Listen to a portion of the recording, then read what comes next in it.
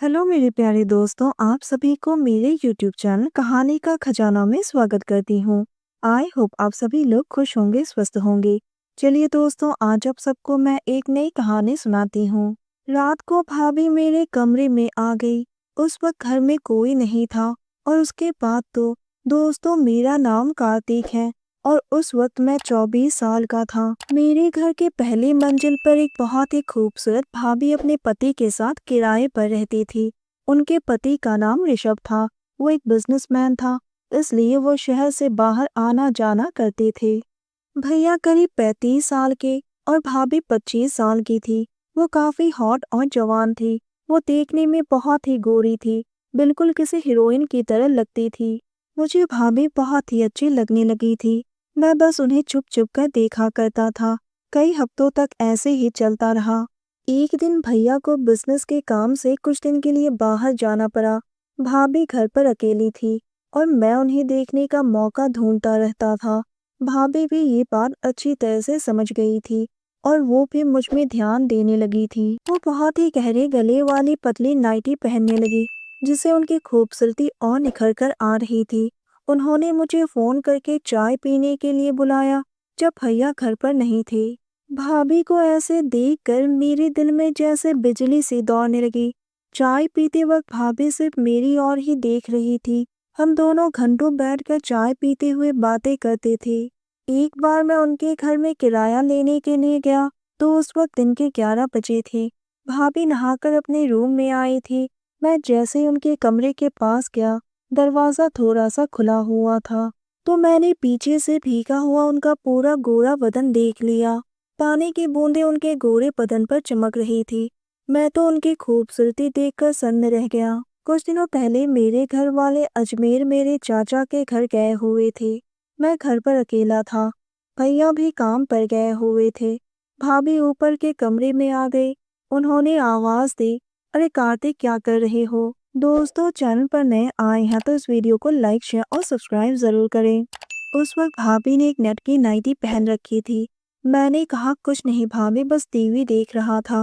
वो अंदर आई और मेरे साथ बैठकर टीवी देखने लगी। मैंने उनसे भैया के बारे में पूछा तो उन्होंने कहा कि मैं उनके बारे में क्या ही बताऊं। वो एकदम से उदास हो गई। मैंने कहा, कोई बात नहीं भाभी, आप मुझे अपना समझकर सब कुछ बता सकती हैं। भाभी ने कहा, तुम्हारे भैया तो ज्यादातर बाहर ही रहते हैं, घर में बहुत कम ही आते हैं। मैंने कहा, भाभी बस इतनी सी बात है, भैया तो काम से ही बाहर जाते हैं और वो आपके लिए ही इतना काम कर रहे हैं। भाभी ने कहा, पैसा सब कुछ नहीं होता है। मैं अभी 25 साल की जवान औरत हूँ और तुम्हारे भैया 35 के। इन्हें तो मेरी कोई फिक्र ही नहीं है। अब तुम भी जवान हो रही हो, तुम मेरी जरूरत को समझ सकते हो। मैं अच्छी तरह से समझ गया था कि भाभी क्या चाहती है। फिर भी मैंने नासमझ होने का नाटक करते हुए पूछा, भाभी कौन सी जरूरत?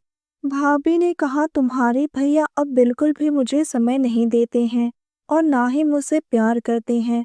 मैंने कहा, आप खुलकर भैया से बात करो। भाभी ने कहा, मैंने कई बार उनसे कहा है, पर वो मेरी बात को टाल देते हैं। वो मेरे कंधे पर सर रखकर रोने लगी और मैं उन्हें चुप कराने के बहाने से उनके कंधे पर हाथ फेरने लगा। मैंने कहा, भाभी प्लीज आप रोना बंद करो, मैं हूं ना। अगर मैं आपके लिए कुछ कर सकता हूँ तो मुझे बताओ, मुझे बड़ी ही खुशी होगी। भाभी ने कहा, मैं जानती हूँ कि तुम मुझे बहुत पसंद करते हो। तुम्हारी आंखों में मेरे लिए प्यार साफ दिखाई दे रहा है। तुम शर्माओ मत। मैंने कहा, हाँ भाभी, आप मुझे बहुत अच्छी लगती हैं। हम दोनों एक दूसरे की आंखों में देख रहे थे। उन्होंने धीरे से अपना हाथ मेरी छाती पर रख दिया। मैं अपना होश खो बैठा और मैंने उनके होठों पर अपना होठ रख दिया। भाभी ने कहा, मुझे एक पत्नी का सुख दे दो। उसके बाद मैं उन्हें अपने कमरे में ले गया। भाभी ने नाइटी को किनारा किया और मैं उन्हें देखता ही रह गया। उसके बाद जैसा वो चाहती थी वैसा ही हुआ। मैं उनकी ज़रूरत को पूरा करने लगा। उनकी मीठी सिसकारियाँ मेरे पूरे कमरे में गूंजने लगी। मैंने पहली बार जन्नत को इतने करीब से देखा था। भाभी मेरा साथ पाकर बहुत ही खुश हो गई। भाभी ने कहा, सच कहूँ तो तुमने मुझे आज वो खुशी दी जो मेरे पति कभी नहीं दे पाए। रात को वो मेरे कमरे में ही रुक गई सुबह वो कपड़े ठीक करके अपने कमरे में चली गई। हाल ही में भैया ने नया फ्लैट लिया है, लेकिन आज भी मैं और भाभी इसी तरह से मिलते रहते हैं। दोस्तों, आप सबने अपना कीमती समय निकालकर इस वीडियो को सुना, इसके लिए आप सभी को धन्यवाद करती हूँ। धन्यवाद दोस्तों।